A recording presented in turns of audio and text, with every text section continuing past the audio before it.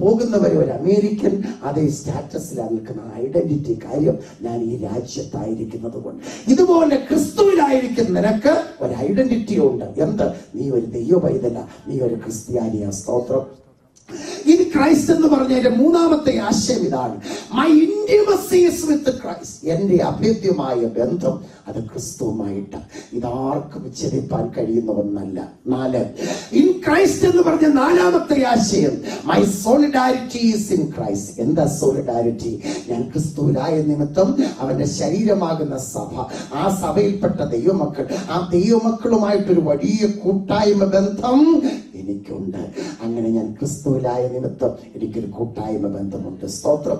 5, amen, continuity in Christ. എന്റെ ജീവിതം എന്ന് പറയുന്നത് മരണം കൊണ്ട് അവസാനിക്കുന്ന ഒന്നല്ല. ഞാൻ ക്രിസ്തുവിലായ നിമിത്തം ഇന്ന് വീണ് മരിച്ചാലും എനിക്കകത്ത് നല്ല ഉറപ്പുണ്ട്, ഞാൻ കർത്താവിന്റെ സന്നിധിയിലാണ്. എന്റെ ജീവിതം പിന്നെയും ആരംഭിക്കുകയാണ്. എന്റെ ജീവിതം പിന്നെയും ആരംഭിക്കുകയാണ്. സ്തോത്രം. ഹല്ലേലൂയ. ആമേൻ. സ്തോത്രം. നമ്മുടെ ഇവിടുത്തെ ജീവിതം എന്ന് പറയുന്നത്, ആമേൻ, our life in this world is a training time for a reigning time. നമ്മുടെ ഇവിടുത്തെ ജീവിതം എന്ന് പറയുന്നത് ട്രെയിനിങ് ടൈമാണ്. എന്തിനു വേണ്ടി? For a training time. നാം കർത്താവിനോടുകൂടെ നിത്യയുഗം വാഴുവാനായി പോകുന്നു. അതിന്റെ ഒരു പരിശീലന സമയമാണ് ഇവിടെ എന്ന് പറയുന്നത്. ഇതല്ല യഥാർത്ഥ ജീവിതം, അതാണ് യഥാർത്ഥ ജീവിതം. സ്തോത്രം. ഇവിടെ അല്ല യഥാർത്ഥ ജീവിതം, അവിടെയാ കർത്താവിനോടുകൂടിയ യഥാർത്ഥ ജീവിതം. നീ എന്തൊക്കെ നേടിയെന്ന് പറഞ്ഞാലും, ഒരു മട്ടുപ്പാവ് പണിത് അതിലൊരു മട്ട് ജീവിച്ചെന്ന് പറഞ്ഞാലും, സഹോദര സഹോദരി, ഇവിടെ അല്ല നിന്റെ ജീവിതം. നിന്റെ ജീവിതം അവിടെയാ. സ്തോത്രം. അതിനെക്കുറിച്ച് വലിയ കരുതലുള്ള വ്യക്തിയായിരിക്കണം. അമേരിക്കയിൽ വരുവാൻ എത്ര ഓട്ടം ഓടിയതാ. ബർത്ത് സർട്ടിഫിക്കറ്റ് ശരിയാക്കണം, പാസ്പോർട്ട് ശരിയാക്കണം, വിസ ശരിയാക്കണം, എവിടെങ്കിലും സ്പെല്ലിംഗ് തെറ്റിയാ അത് കറക്റ്റ് ചെയ്യാൻ 100 ഓടണം. എന്ത് ബുദ്ധിമുട്ടിയായി ഈ രാജ്യത്ത് നമ്മൾ വന്നു പെട്ടത്. എവിടെങ്കിലും ഒരു കോമായോ ഒരു അക്ഷരമോ തെറ്റിയാൽ ഇതിനകത്ത് വേറുമോ? സ്തോത്രം. അങ്ങനെയെങ്കിൽ ഇന്ന് രാത്രി ഞാൻ പറയട്ടെ, അവൻ വച്ചിരിക്കുന്ന ഒരു പ്രമാണമുണ്ട്. ആര്? നിന്റെ കർത്താവ് വച്ചിരിക്കുന്ന ഒരു പ്രമാണമുണ്ട്. അവന്റെ രാജ്യത്ത് നീ ചെന്ന് ചേരണമെങ്കിൽ, അവന്റെ സന്നിധിയിൽ നീ ചെന്ന് ചേരണമെങ്കിൽ നിനക്കും വേണം ഒരു പാസ്പോർട്ട്, നിനക്കും വേണം ഒരു വിസ. അതിനകത്ത് യാതൊരു കൺസെഷനും എന്റെ ദൈവം കാണിക്കുകയില്ല. അവന്റെ വചനമനുസരിച്ച് അവൻ മാനസാന്തരപ്പെട്ടു വരാതിരുന്നാൽ ആ സ്വർഗത്തിലേക്ക് കടക്കുവാൻ കഴിയുകയില്ല. സ്തോത്രം. ഞാൻ കർത്താവിന്റെ ദാസിനോട്ട് വന്നു.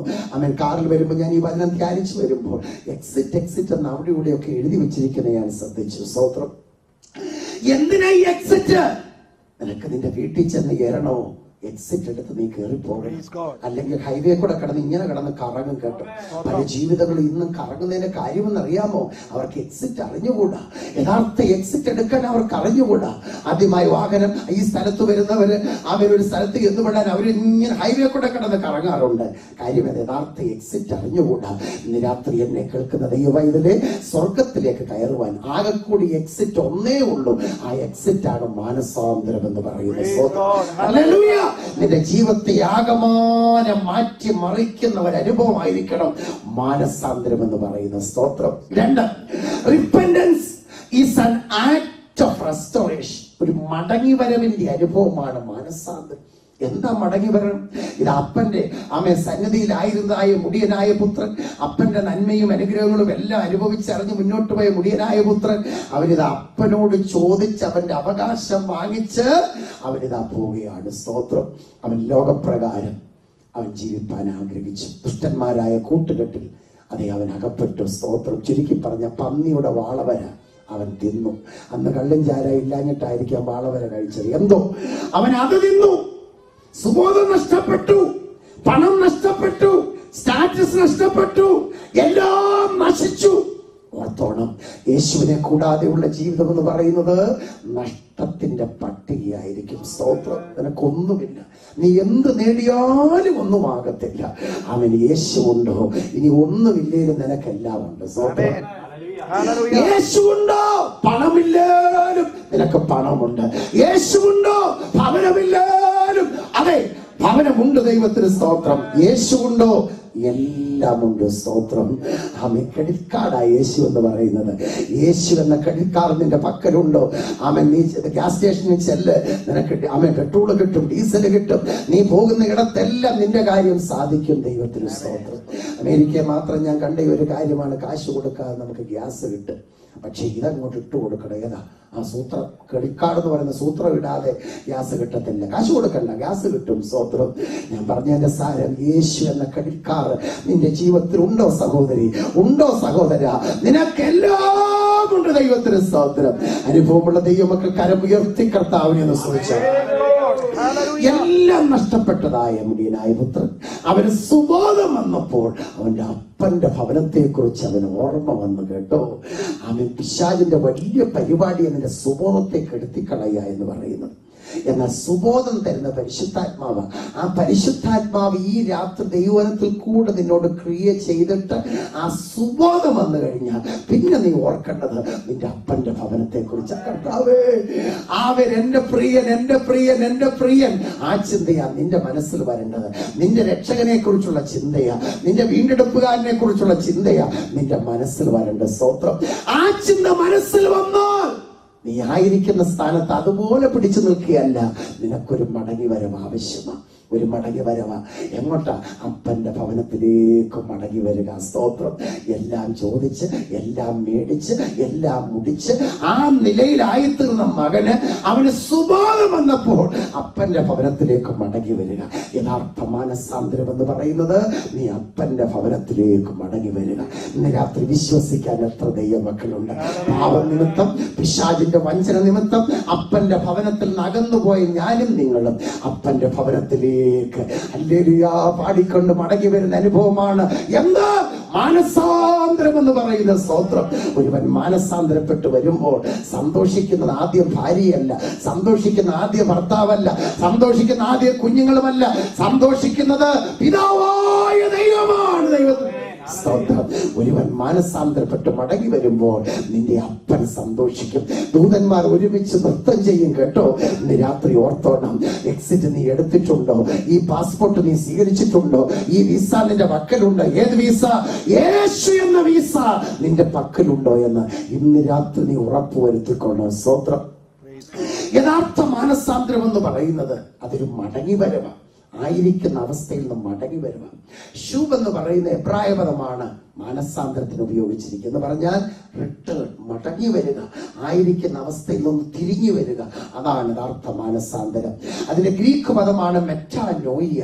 മെറ്റാനോയിയ എന്ന് പറഞ്ഞാൽ കലങ്ങി മറിഞ്ഞു കിടക്കുന്ന മനസ്സിനെ അതിന് ശരിയായ ഓർഡറിൽ കൊണ്ടുവരിക. അതാ മെറ്റാനോയിയ. രക്ഷിക്കപ്പെടുന്ന സമയം വരെ ആകെ കലങ്ങി മറിഞ്ഞ ഒരു അനുഭവമാണ്. എന്ത് ചെയ്യണം, ഏത് ചെയ്യണം ഒന്നും അറിയാത്ത ഒരു അനുഭവമാണ്. വല്ലാതെ കലങ്ങി മറിഞ്ഞു കിടക്കുന്ന ഒരു അനുഭവം. എന്നാൽ യേശു അകത്ത് വന്നു കഴിഞ്ഞാൽ നിന്റെ മനസ്സ് നേരെയാകുന്നു, നിന്റെ ജീവിതം നേരെയാകുന്നു, നിന്റെ കാഴ്ചപ്പാടിന് വ്യത്യാസമുണ്ടാകുന്നു. ഇന്ന് രാത്രികാലം ആ അനുഭവം ഉണ്ടാകട്ടെ എന്ന് ഞാൻ ആത്മാർത്ഥമായി പ്രാർത്ഥിക്കുകയാണ്. സ്തോത്രം. യഥാർത്ഥ മാനസാന്തരം എന്ന് പറയുന്നത് അതൊരു മടങ്ങി വരവിന്റെ അനുഭവമാണ്. സ്തോത്രം. ഇനി അടുത്തത് യഥാർത്ഥ മാനസാന്തരം എന്ന് പറയുന്ന റിനൻസിയേഷൻ ആണ്, വർജനമാണ്. എന്താ വർജനം? പാപത്തെ പാപമായി കണ്ടുകൊണ്ട് അവയെ വർജിക്കുക, ജഡീയ സ്വഭാവങ്ങളെ വർജിക്കുക. അവൻ യേശുവിന് ഇഷ്ടമില്ലാത്ത ഒരു കാര്യവും നിന്റെ ജീവിതത്തിൽ പാടില്ല. നീ അവയെ വർജിക്കണം. അതാ വർജനം എന്ന് പറയുന്നത്. വർജനം, റിനൻസിയേഷൻ ഇംഗ്ലീഷിൽ പറയും. സ്തോത്രം. ഇതുപോലൊരു യോഗം നടന്നുകൊണ്ടിരിക്കുന്ന സമയത്ത് ഒരു വല്ലാത്ത വാട, ദുർഗന്ധം എവിടുന്നോ അടിക്കുക. ആർക്കും ഒന്നും മനസ്സിലാകുന്നില്ല എവിടുന്നായി ഈ ദുർഗന്ധം വരുന്നത്. പക്ഷെ കുറെ നേരം കൊണ്ട് ദുർഗന്ധം അടിക്കുക. നിലത്തിരുന്ന് പായിട്ട് അതേ തറയിലിരുന്നു കൊണ്ടാണ് ദൈവമക്കള് അതെ ഇങ്ങനെ ആരാധിച്ചുകൊണ്ടിരിക്കുന്നത്. അപ്പോഴാണ് ഈ ദുർഗന്ധം വരുന്നത്. സ്തോത്രം. ഒടുവിൽ അത് കണ്ടുപിടിച്ചു, ആ സോഴ്സ് കണ്ടുപിടിച്ചു. ഒരു സഹോദരൻ തന്റെ അടുത്തിരുന്ന സഹോദരന്റെ സോക്സ് ശ്രദ്ധിച്ചപ്പോ ആ സോക്സിൽ നിന്നാണ് വാട പോകുന്നത്. സോക്സിൽ നിന്നാണ് ഈ വാട പോകുന്നത്. സോക്സിൽ നിന്ന് വാട പോകുന്നു. അപ്പൊ ഇദ്ദേഹം പറഞ്ഞല്ലോ, ആ പുറത്ത് കൊണ്ടുവന്ന ആ സോക്സ് ഒരു കളഞ്ഞ് കയറി വാ. വല്ലാത്ത ദുർഗന്ധം.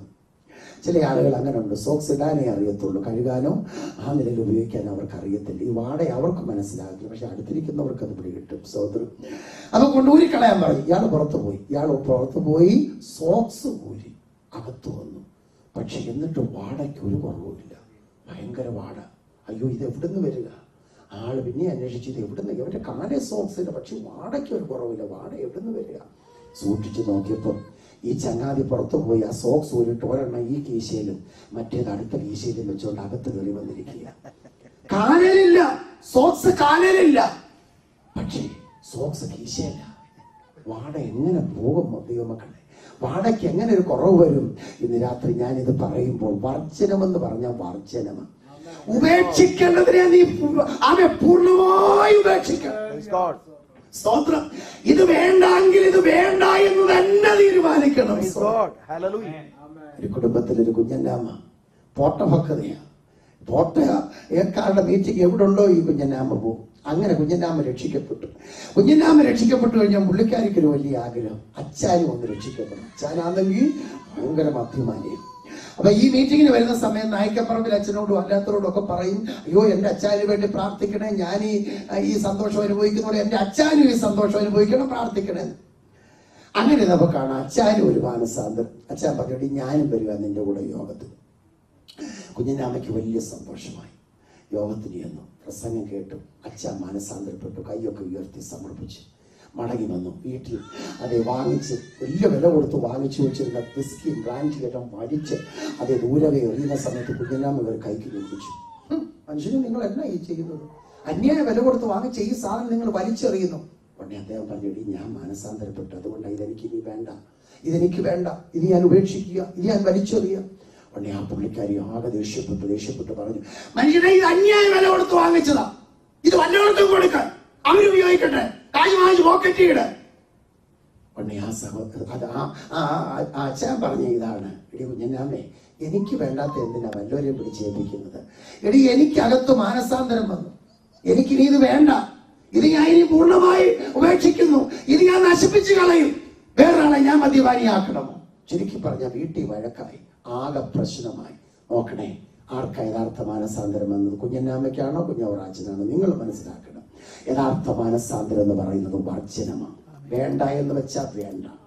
ആ പാപം ഇനി ഞാൻ ചെയ്യുകയില്ല, ആ വ്യാധി ഞാൻ ഇനി പറയുകയില്ല, ആ മോഷണം ഇനി ഞാൻ ചെയ്യുകയില്ല, ആ കള്ളയൊപ്പി ഞാൻ വെക്കുകയില്ല, ആ കള്ളക്കാശ് എനിക്ക് വേണ്ട, ആ കൈക്കൂലി എനിക്ക് വേണ്ട, കള്ളക്കേസിന് കൂട്ടുനിൽക്കയില്ല. വർജനമാ കാര്യം. അകത്ത് യേശു വന്നു. ഞാൻ യേശുവിന്റെ പൈതല, ഞാൻ മാനസാന്തരപ്പെട്ട വ്യക്തിയ. എനിക്ക് കള്ളക്കേസിന് കൂട്ടു നിൽക്കാൻ പറ്റത്തില്ല, എനിക്ക് പച്ചക്കള്ളം പറയാൻ പറ്റത്തില്ല, എനിക്ക് കള്ളയൊപ്പ് വെച്ചുള്ള ആദായം എനിക്ക് വേണ്ട എന്ന സങ്കടത്തോടെ പറയട്ടെ. എത്ര ബന്ധുക്കോസുകാരെ അതിനെ മനസ്സ് വയ്ക്കും, എത്ര ആളുകൾ അതിനെ മനസ്സ് വയ്ക്കും. സമർപ്പിക്കാൻ പറയുമ്പോൾ കൈയൊക്കെ ഉയർത്തും, കാര്യം ശരിയാ, വേണമെങ്കിൽ അന്യഭാഷയും പറയും. പക്ഷെ എനിക്കതിലൊന്നും വിശ്വാസമില്ല. എനിക്ക് വിശ്വാസം നിന്റെ ജീവിതത്തിന് ഒരു രൂപാന്തരം വന്നെങ്കിൽ അതിന്റെ അർത്ഥം യേശു നിന്റെ അകത്ത് വന്നിട്ടുണ്ട്. യേശു നിന്റെ അകത്ത് വന്നു എന്നുള്ളതാണ്. യേശു അകത്ത് വന്ന സഹോദര, വർജനം വർജനം വർജനം. നിന്റെ മുൻകോപത്തിന് കടിഞ്ഞാനിടാൻ നിനക്ക് കഴിഞ്ഞിട്ടുണ്ടോ? ദൈവാത്മാവ് ശക്തമായി ഇടപെടുന്നു. ഇന്ന് നിന്റെ ഭാര്യയോട് കോപിക്കുന്ന വ്യക്തിയല്ലേ? നിന്റെ ഭാര്യ അവസരം കിട്ടിയ ഉപദ്രവിക്കുന്ന വ്യക്തിയല്ലേ? നീ സഭയിൽ നല്ലവരുടെ ചമഞ്ഞ് നടക്കുന്ന വ്യക്തിയായിരിക്കാം. സഭയെ കൈകൊട്ടും, നീ പാട്ടുപാടും, ആരാധിക്കും, ഒക്കെ ശരിയാ. വേണമെങ്കിൽ അന്യഭാഷ്യം പറയും. ദൈവാത്മാവ് ചോദിക്കുന്നു, നിന്റെ മുൻകോപത്തിന് നീ കടിഞ്ഞാണിയിട്ടുണ്ടോ? അകത്തേശു വന്നു കഴിഞ്ഞാൽ നിനക്ക് എങ്ങനെ കോപിപ്പാൻ കഴിയും? അകത്തേശു വന്നു കഴിഞ്ഞാൽ നിനക്ക് എങ്ങനെ നിന്റെ ഭാര്യയെ ഉപദ്രവിപ്പാൻ കഴിയും? സ്തോത്രം. ഒരു സ്ഥലത്തൊരു യോഗം നടക്കുക. രാത്രി യോഗം നടന്ന് യോഗം തീരുന്നതിന് മുമ്പ് അമ്മച്ചി അത് ഒരു വലിയ കട്ടിലും അതേ തലയുടെ സഹായത്തോടെ ഒരു വലിയ കട്ടിലും പൊക്കിക്കൊണ്ട് സഭാകളിലേക്ക് വരിക. യോഗം കഴിഞ്ഞ് ഇറങ്ങി വരുന്ന സമയത്ത് പാസ്റ്റർ അത് കണ്ടു. പാസ്റ്റർ വെച്ച്, അമ്മച്ചി എന്തിനാ ഈ കട്ടിലും കൊണ്ട് വന്നത്? അയ്യോ, ഞങ്ങളുടെ അച്ചായനാണ്ടെന്ന് യോഗത്തിന് അവിടെ ഇരുന്നു, ഞാൻ പുറത്തിരുന്ന് ശ്രദ്ധിക്കായിരുന്നു. അച്ചാൻ ഈ യോഗത്തിരുന്നപ്പോൾ എന്തോ ഒരു മനസാന്തരം വന്നറിയാം. പുള്ളി ഇരിക്കുന്നു